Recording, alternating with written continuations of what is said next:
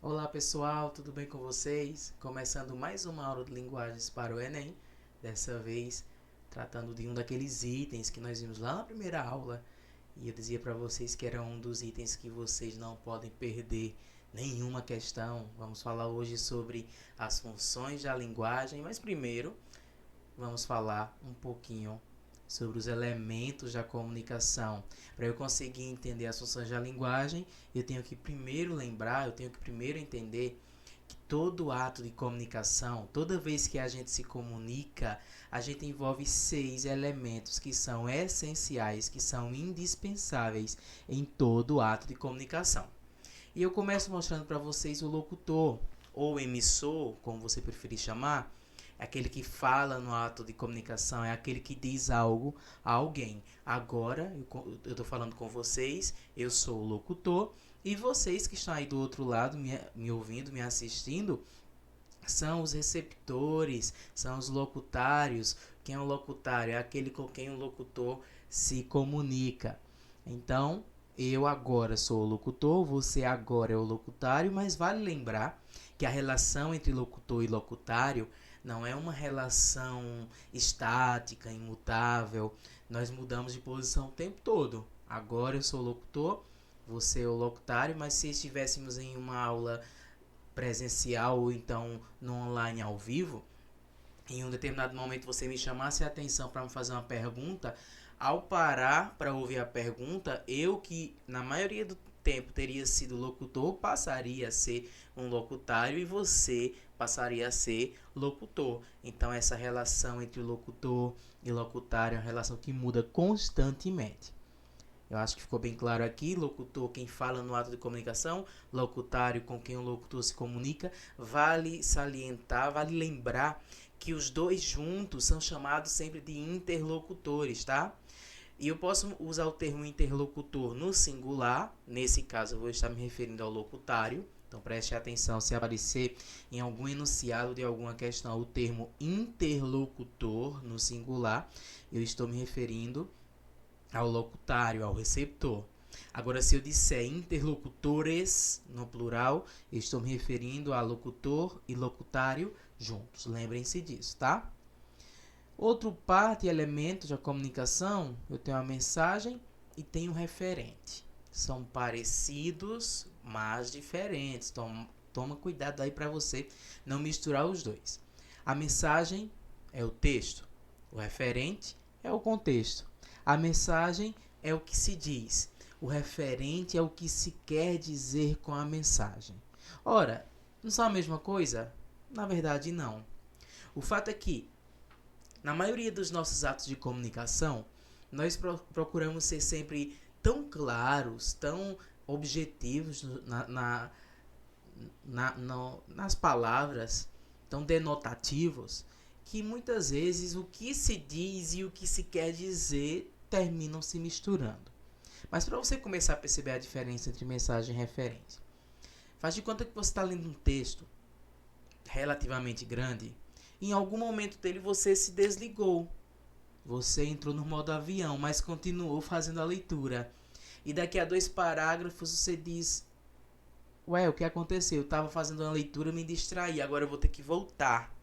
Naquele momento em que você se distraiu, você continuou fazendo a leitura apenas do texto, mas você não faz a mínima ideia do que era o referente, do que era o contexto. Então, naquele momento que você se distraiu, você olhou só para a mensagem, só para o que estava escrito, sem uma preocupação com o que aquela mensagem queria transmitir. Eu acho que agora dá para você entender a diferença entre o texto, que é a própria palavra escrita ou dita ou falada, e o referente, o contexto, que é o assunto desse texto, o assunto dessa mensagem. É o que eu quero transmitir com esse texto. Então, cuidado para não misturarem mensagem e referente. Eu tenho um código, o quinto elemento da comunicação, na verdade é a língua utilizada no ato de comunicação. Inclusive, o código que nós usamos agora é a língua portuguesa. Por isso que nós nos comunicamos tão bem, porque todos nós dominamos muito bem a língua portuguesa. E eu tenho o canal, o contato, que é simplesmente a ligação entre os interlocutores.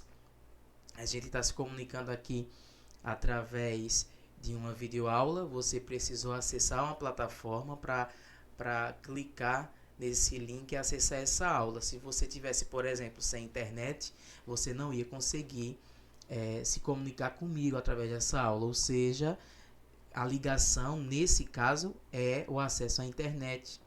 Mas se estivéssemos presencialmente, frente a frente, a ligação seria o fato de eu estar prestando atenção em você e você prestando atenção em mim. Nós precisamos estar ligados um ao outro, locutor, receptor, precisam estar conectados para que a comunicação de fato aconteça. E aí eu dizia para vocês, gente, que todo ato de comunicação envolve esses 6 elementos. Não tem como você tirar nenhum deles. Se você tirar um deles, o máximo que pode acontecer é um ato de fala, mas o ato de comunicação não vai acontecer. Ou você tem os 6, ou então não tem nenhum ato, nenhuma situação de comunicação. Ok? Eu precisei, antes de falar acerca das funções da linguagem, precisei falar primeiro dos elementos da comunicação, porque cada função da linguagem vai enfatizar justamente um desses 6 elementos da comunicação. E aí eu não posso esquecer por nada essa tela que vai aparecer aqui. Gente, pelo amor de Deus. Depois dá um print nessa tela, faz uma anotação, cola na parede de estudos, cola do lado da tua cama, enfim, memoriza essa tela.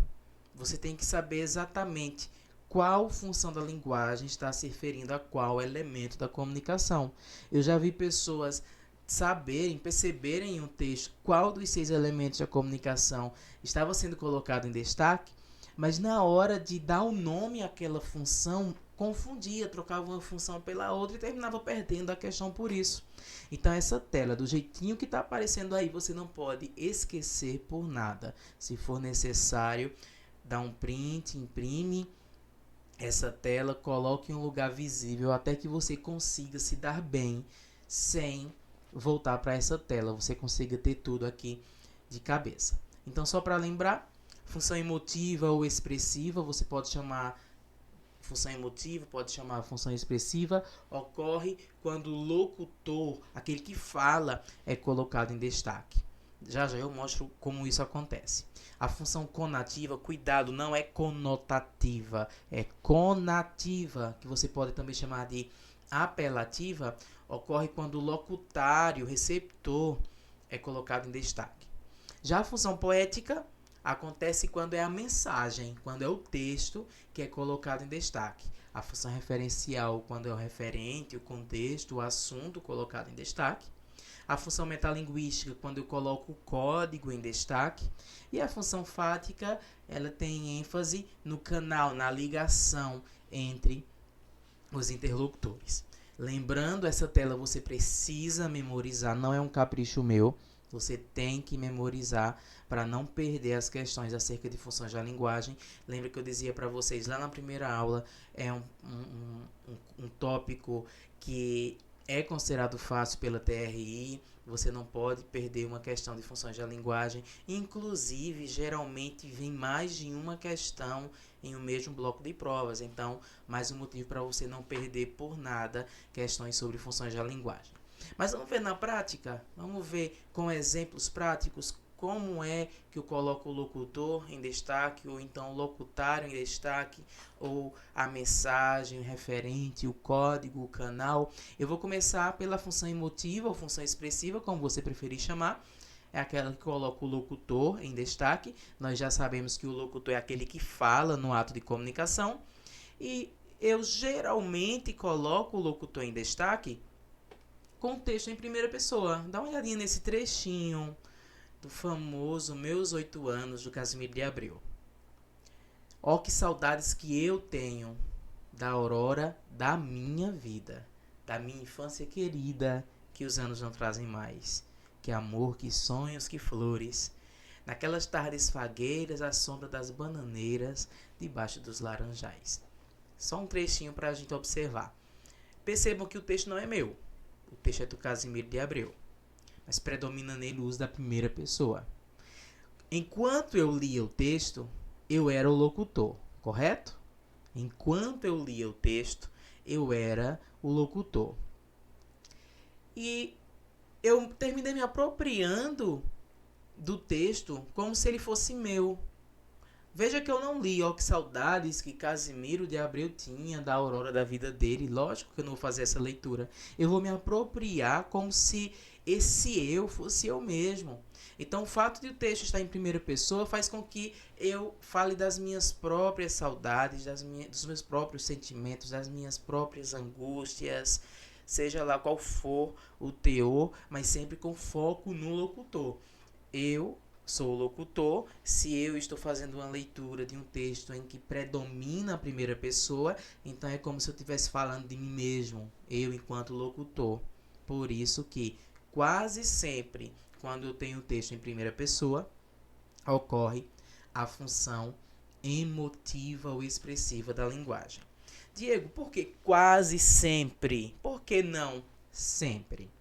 Existem casos em que, por mais que eu me utilize predominantemente da primeira pessoa, o meu principal objetivo não é falar de mim mesmo. Isso acontece, por exemplo, quando em uma campanha política um determinado candidato a prefeito, a governador, a presidente da república decide usar um de seus programas para se apresentar ao público eleitor. Ele geralmente vai fazer isso em primeira pessoa, já que ele mesmo vai se apresentar.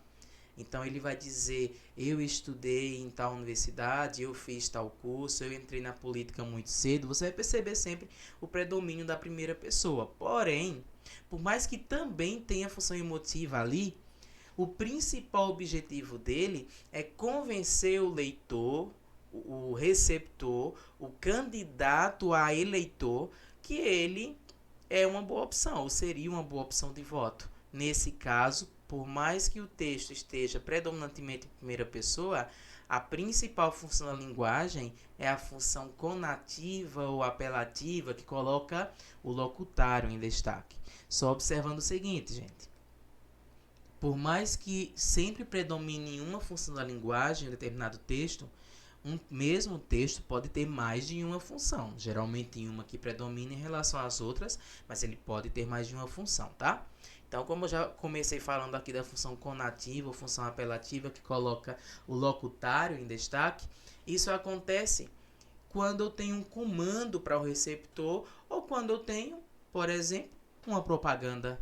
Toda e qualquer propaganda, mesmo que nela eu só tenha elementos visuais, eu não tenho elementos verbais, mesmo assim eu tenho a função conativa ou apelativa, carregada de verbos e pronomes na segunda pessoa, carregada de verbos no imperativo, tá? E o simples fato de a propaganda ser direcionada a um público que deveria se interessar pelo produto, pelo serviço, pela ideia, já faz com que eu tenha a função conativa da linguagem. Estou colocando aqui propagandas para vocês perceberem, mas com observação. Não apenas propagandas, tá? Toda e qualquer propaganda se utiliza da função conativa da linguagem, mas outros textos que não são propagandas também podem usar a função conativa. Um comando, por exemplo, que eu dou para vocês: respondam a atividade ou então produzam a primeira proposta de redação, produzam tal tema, produzam acerca de tal tema. Quando eu digo produzam, eu estou dizendo produzam vocês. Tem um oculto aí, vocês, no plural, que seria o meu receptor, tá? Então, sempre que eu tiver um comando direcionado ao meu receptor, eu também tenho a função conativa ou apelativa. Vamos seguir? Tenho ainda a função poética. Cuidado para não associar que a função poética tem que ter um poema. Não necessariamente tem que ter um poema, tá? A maioria dos poemas, os poemas convencionais em que se tem rima, métrica, musicalidade, colocam a mensagem em destaque, tem aí a função poética, justamente por conta dessa estrutura. Chama a atenção do leitor do texto para a estrutura física do texto e não para o teor do texto. O teor do texto é a segunda coisa que a gente vai ver. Por exemplo, quando eu tenho uma poesia concreta, como essa daqui, veja que antes de eu perceber que tem algo escrito, eu vou observar primeiro a imagem. De longe, olha, uma xícara, que legal. Depois, quando eu me aproximo mais da imagem, eu percebo que nas linhas do desenho, do formato da xícara, eu tenho versos. E aí, quando eu vou fazendo a leitura, eu percebo em segundo plano que o que está escrito tem muito ou tudo a ver com a imagem que essas linhas formaram. Mas veja que a primeira coisa que me chama a atenção nesse texto foi... a primeira coisa que me chamou a atenção nesse texto foi... Ele tem uma forma de uma xícara e depois eu percebo que ele vai falar justamente do café. Olha esse outro.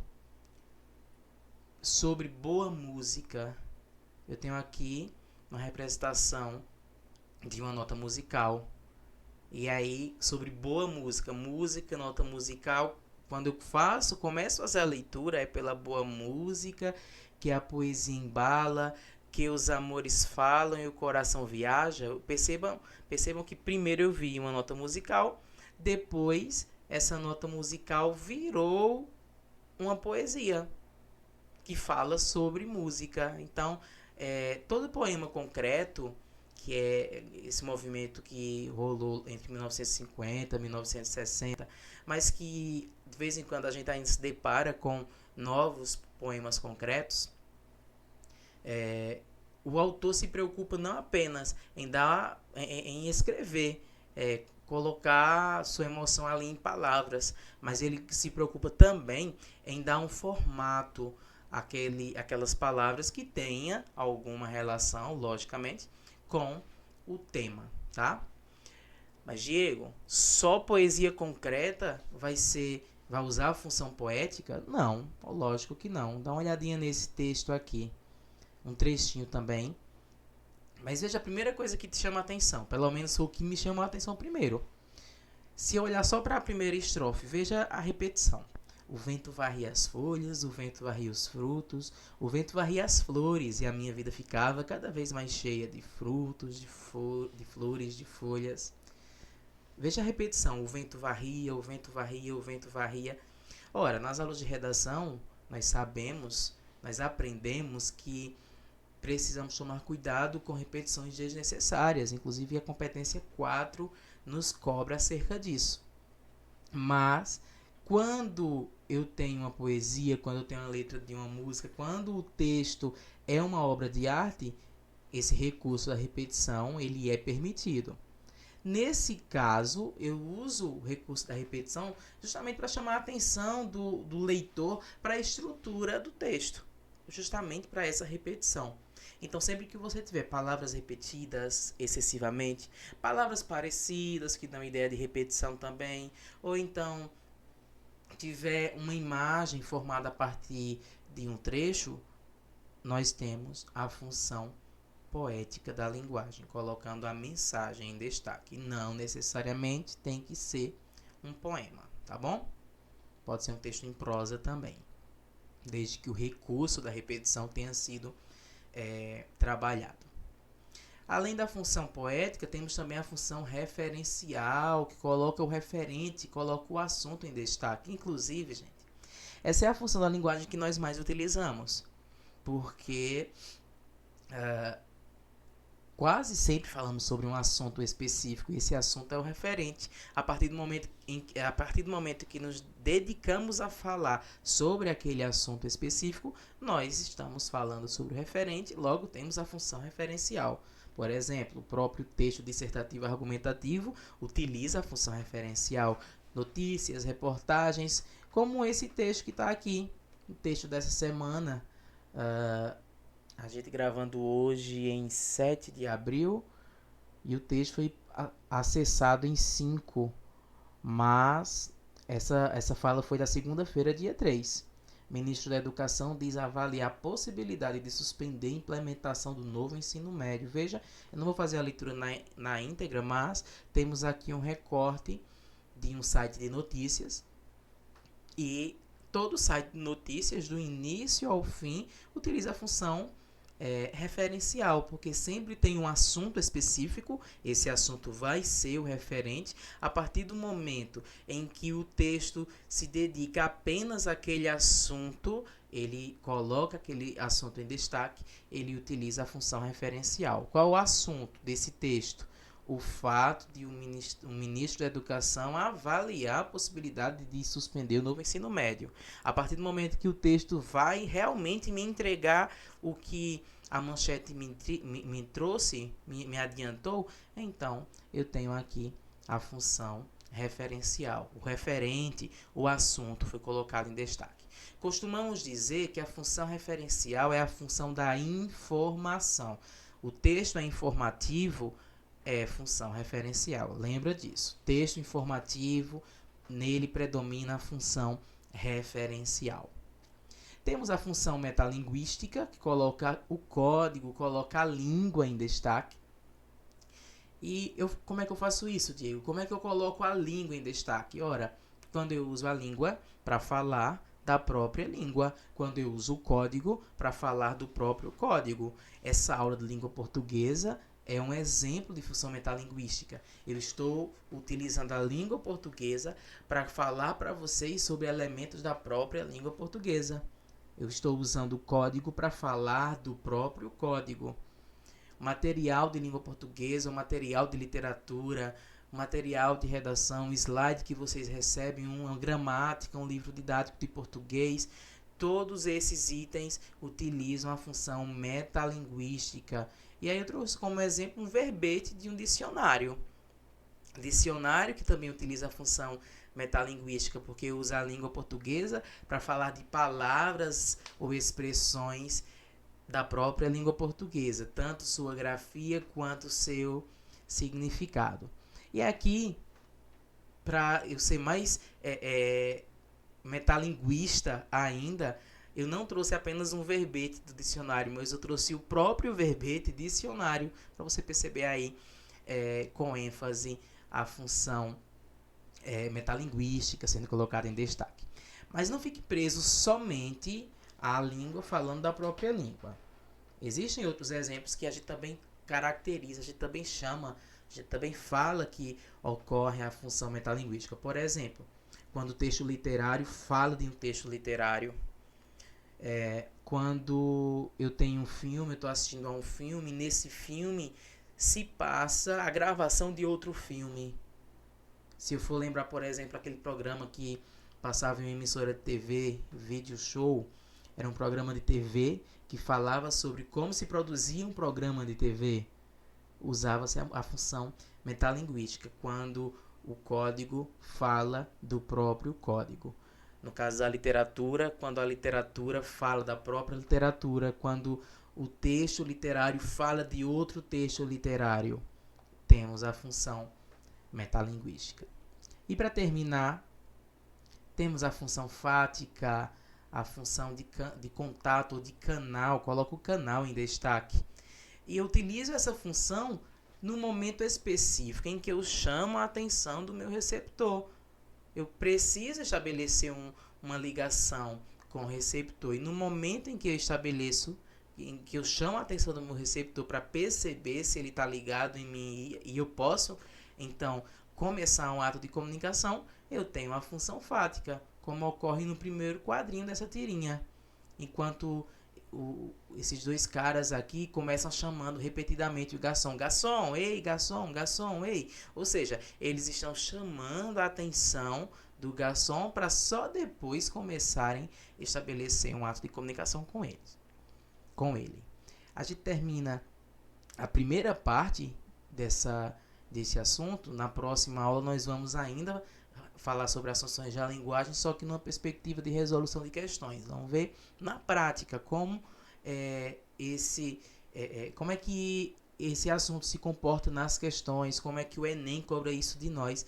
Veremos tudo isso, todos os macetes na próxima aula. Um abraço para vocês, bons estudos e até lá.